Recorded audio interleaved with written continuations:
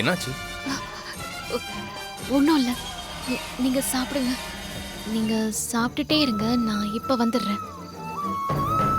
துர்காம்மா எங்க போறீங்க? நான் எங்கேயும் போலடா. நீங்க சாப்பிட்டுட்டே இருங்க, நான் வந்துடுறேன். ம்? ம்.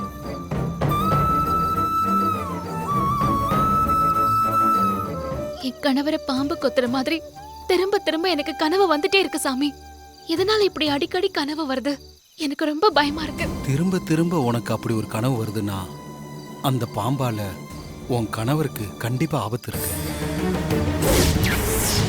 உன் கணவரால பாதிக்கப்பட்ட அந்த பாம்பு உன் கணவரை தேடி உன் வீட்டுக்கே கூட வர வாய்ப்பு இருக்கு.